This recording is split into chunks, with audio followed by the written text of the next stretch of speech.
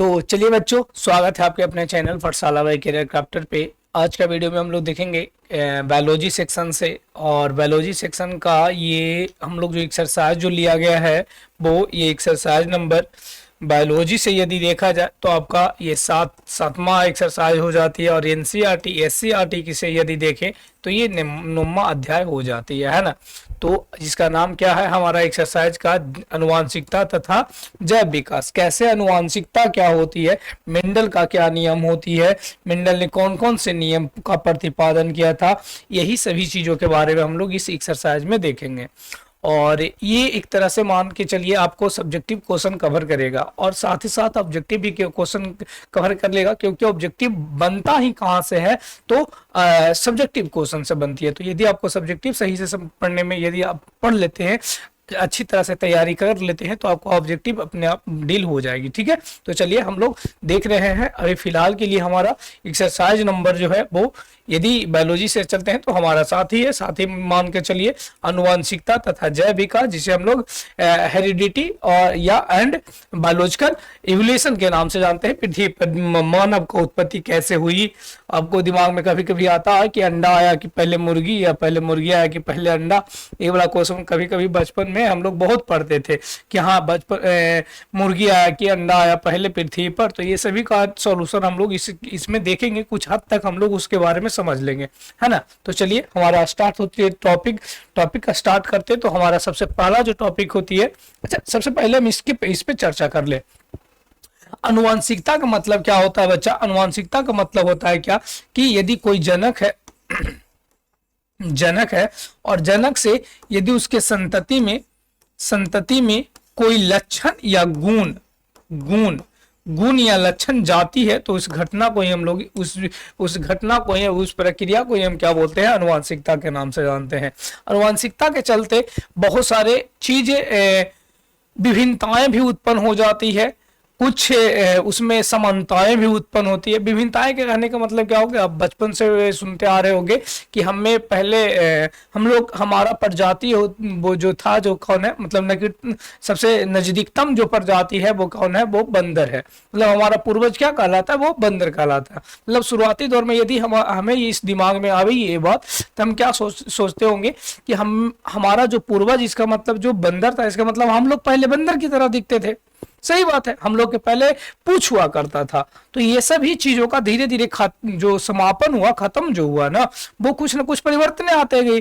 जैसे मान लेना कि परिवर्तन मतलब क्या हुआ, विभिन्नता का मतलब क्या हुआ कि कोई हमारे माता पिता जो थे, दोनों के बाल यदि देखा जाए तो सफेद था, और जो उससे जो संतति उत्पन्न हुआ उसका बाल ब्लैक है। या आंख की कलर की यदि ले लिया जाए, उसकी रंग देख लिया जाए, त्वचा की कलर यदि देख लिया जाए, मतलब किसी न किसी, हो सकता है कि कोई लंबे लंबे थे और उनका जो संतान उत्पन्न हुआ वो बौना था। मतलब कुछ ना कुछ भिन्नता भी उत्पन्न होती है, कुछ समानता भी। कि जिस समानता में विभिन्नता तो ये बता देगी, चलो ठीक है, माता पिता हमारे थे जो लंबे लंबे, हम बौने हो गए, इसका मतलब ये जो विभिन्नता उत्पन्न हो गई।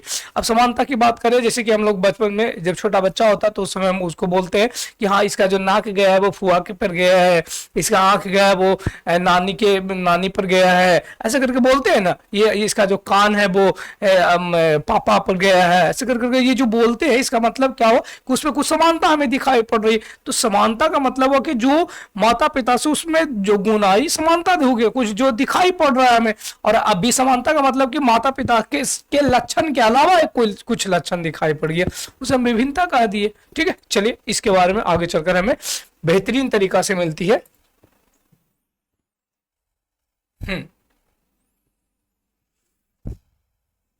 देखा जाए, आगे चलते हैं तो हमें प्राप्त होता है क्या, आगे चल जैव विकास के बारे में। जैव विकास मतलब पृथ्वी का विकास, पृथ्वी पर विकास कैसे हुआ, जीवों का विकास कैसे हुआ, उसके बारे में पढ़ने के लिए। लेकिन हम लोग का अभी फिलहाल सबसे पहले इस वीडियो में जहां तक हमको लगता है कि अनुवांशिकता ही चलेगा, है ना। उसके बाद में एक पार्ट और बना देंगे जो जैव विकास हो जाएगा। देखा जाए,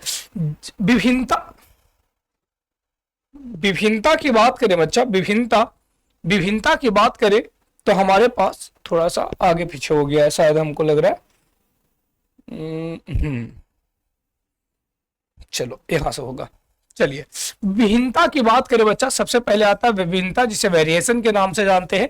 जीवों में पाए जाने वाले वैसा गुण वैसा गुण जो अपने जनकों या अपने जातियों से भिन्न दिखाई पड़ती है उसे हम क्या बोलते हैं, विभिन्नता। मतलब जनक से, जैसे मान लीजिए अभी बताया क्या कि आपके माता पिता लंबे लंबे थे और आप जो बौने हो गए, इसका मतलब क्या हुआ कि उनसे विभिन्नता हो गया। देखे होगे कि सभी व्यक्तियों का ऐसे 55 अंगुलियां होती है, लेकिन किसी व्यक्ति में 6 अंगुलियां दिखाई पड़ी, मतलब उससे अलग दिखाई पड़ा, भिन्न दिखाई पड़ा, वही विभिन्नता। देखो ऐसे नॉर्मल सा हम लोग जो होते हैं वो ऐसे तो भारत में, ये बिहार में है, कोई काला नहीं होता है, वो सांवला रहेगा। कहता है कि उसका मुंह पर पानी जरूर है, मतलब काला कोई नहीं हो सकता बिहार में।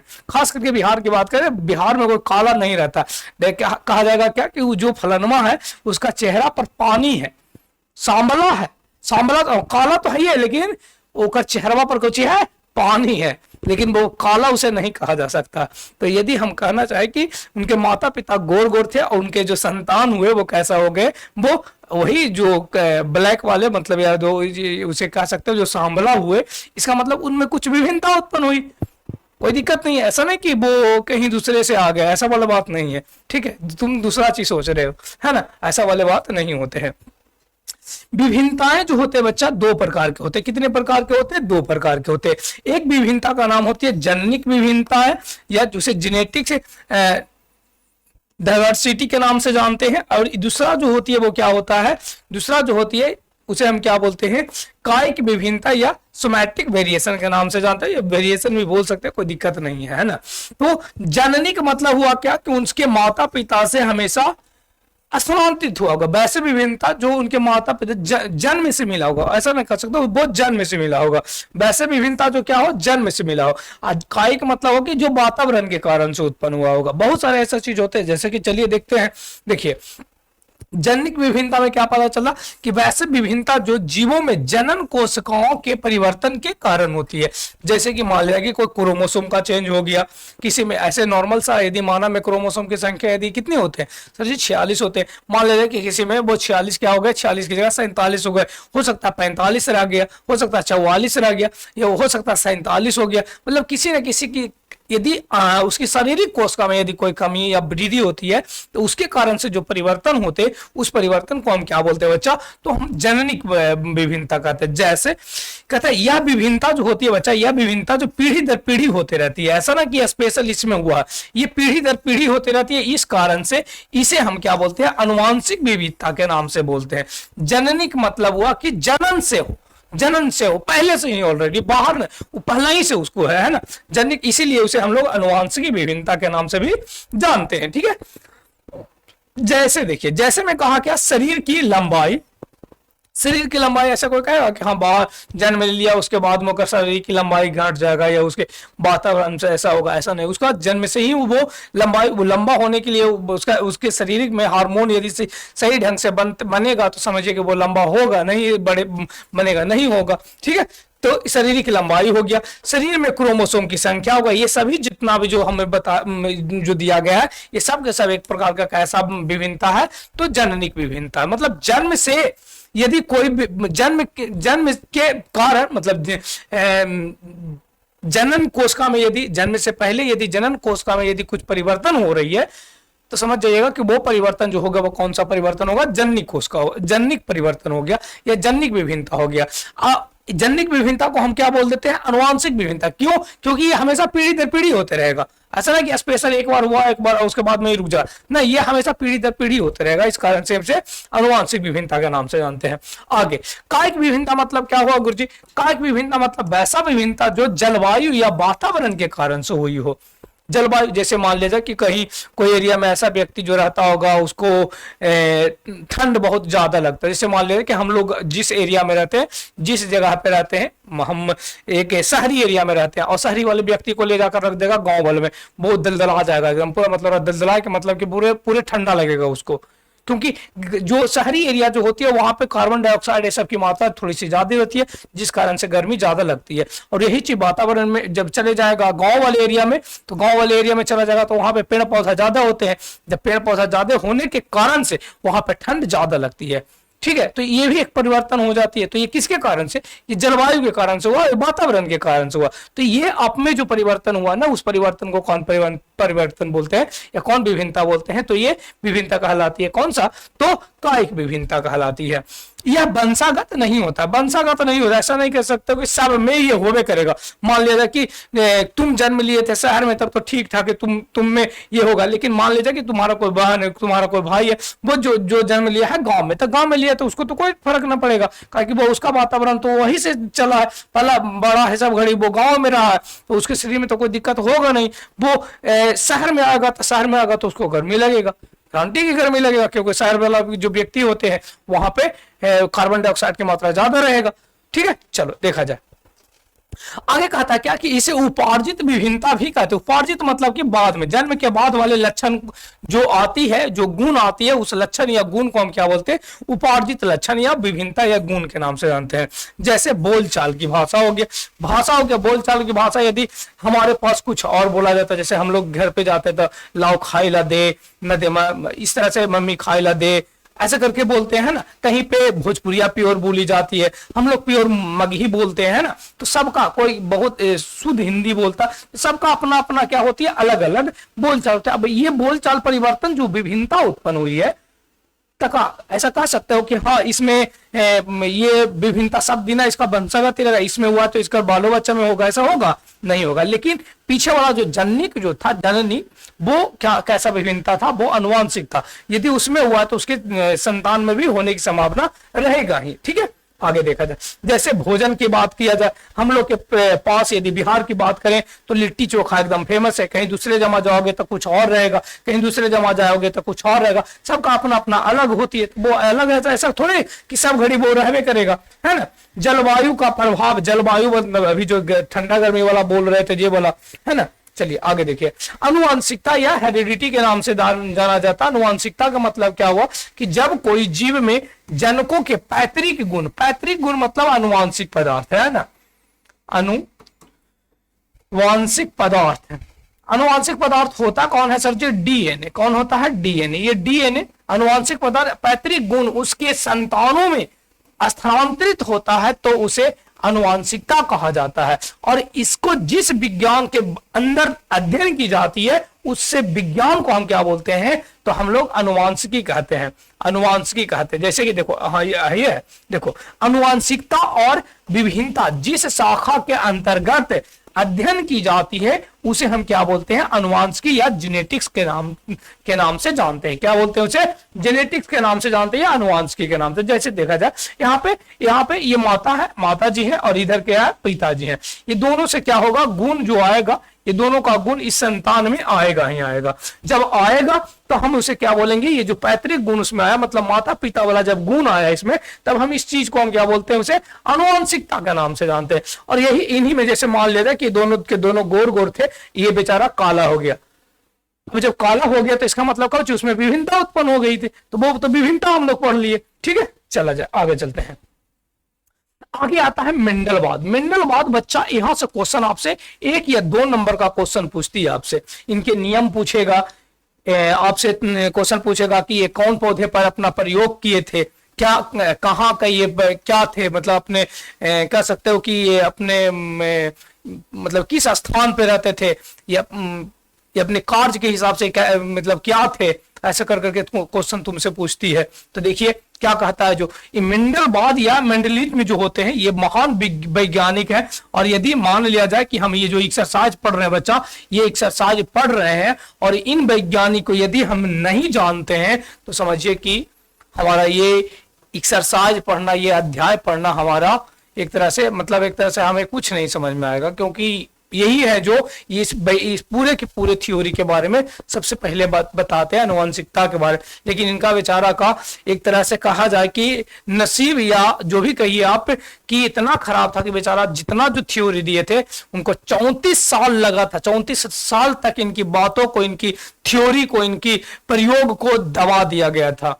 बोला गया था ये पागल है, मतलब कि पागल जो ही कहिए अपन हिसाब से, कि जैसे होता है ना कि कोई दोस्त हमारा बोल देता है कि अच्छा ये चीज काम कर ले, तो हम लोग बोलते हैं कि पागल बोल का, इसे नहीं होगा, ये सब गलत काम है। तो उसी तरह से जो तुम बोल रहा है जो गलत है, उसी तरह से इनको ये भी जो थ्योरी दिए थे जिस समय, उस समय इनके साथ जो भी वैज्ञानिक जो थे वो इनको गलत ठहराते थे कि ऐसा कभी संभव नहीं है।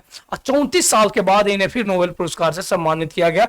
3 वैज्ञानिक आते हैं 1900 ईस्वी में, उसमें एक महान वैज्ञानिक होते हैं जिनका नाम होते हैं हुगो डिब्रीज, और वो क्या करते हैं, इन्हें प्रसिद्ध मतलब करते हैं, मतलब इनका जो थ्योरी था उसको मान्यता जाकर दिलाते हैं। चलिए देखते हैं क्या है इनका, क्या थ्योरी है, क्या है। जो सबसे पहले तो इनका नाम, पूरा नाम यदि देखा जाए बच्चा तो क्या था, ग्रेगर जोहान मेंडल। क्या नाम होती है, मेंडल का पूरा नाम क्या होता है, ग्रेगर जोहान मेंडल के नाम से जानते हैं। इनका जन्म हुआ था 22 जुलाई 1822 को। कितना ईस्वी को, 22 जुलाई 1822 का इनका जन्म हुआ था। इनका पूरा नाम ग्रेगर जोहान मेंडल होती है पूरा नाम। ठीक है, आगे देखा जाए।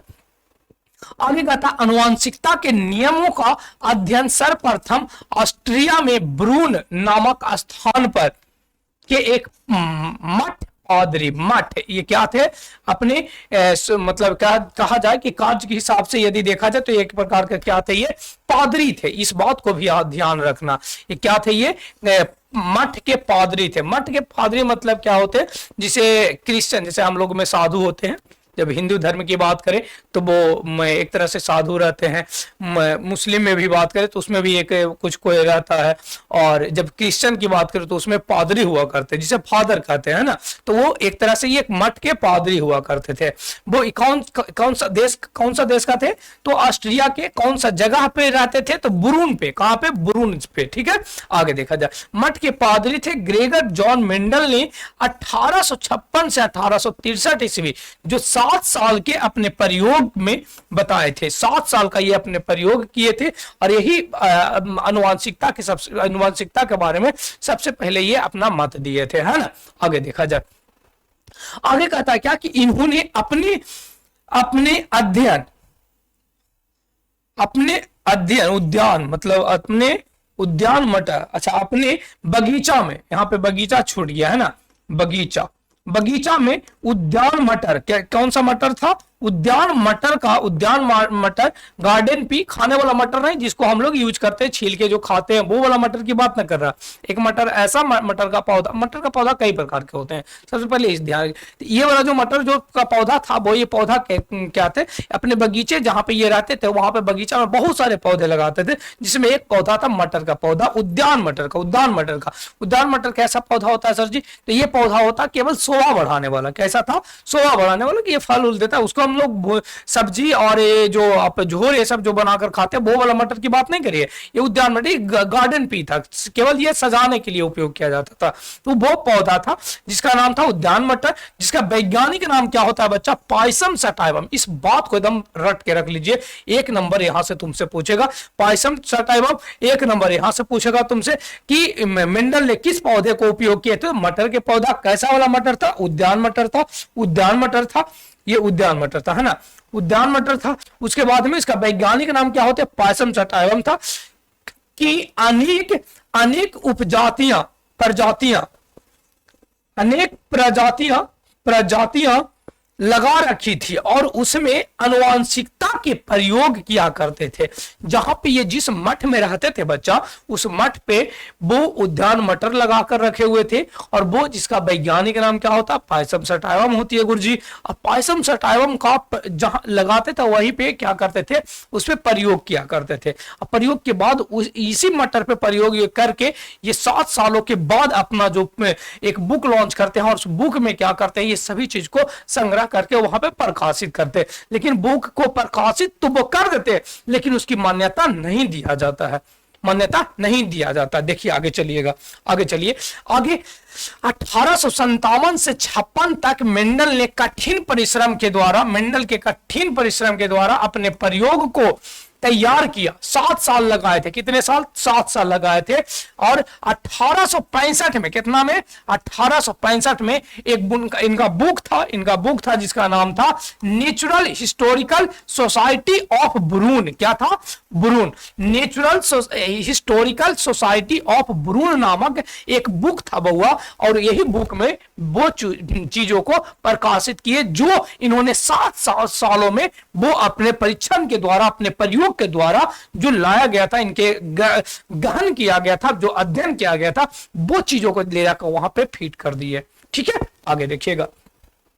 आगे कहता बच्चा कि मेंडल के इस प्रकाशन के 34 वर्षों तक, शुरू से बताते आ रहे हैं, 34 वर्ष बाद 1900 ईस्वी में 3 वैज्ञानिकों ने हुगो डी ब्रिज, ये हुगो होगा, हुगो डी ब्रिज, हुगो डी ब्रिज मेंडल के वंशागति के नियमों को मान्यता दिलाई। बच्चा दिलाई।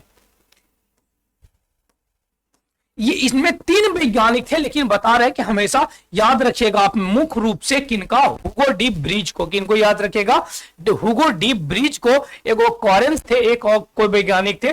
कॉरेंस एक वैज्ञानिक है जो भी बहुत थोड़ा सा मतलब इनके बाद कॉरेंस का ही नाम आता है, कहीं कहीं पे इनका नाम ही मेंशन किया जाता है। आपके हिसाब से केवल इसी का, इन्हीं का नाम याद रखेगा कि 1900 ईस्वी में 3 वैज्ञानिक आते, जिनमें एक मेन वैज्ञानिक थे जिनका नाम था हुगो डी ब्रिज, और इन्होंने मेंडल के वंशागति के नियमों का 34 साल बाद पुनः उजागर किए। वो अध्ययन किए। उजागर कैसे हुआ, वो अध्ययन कर रहे थे। जब अध्ययन कर रहे थे तो पता चला कि जो बात मेंडल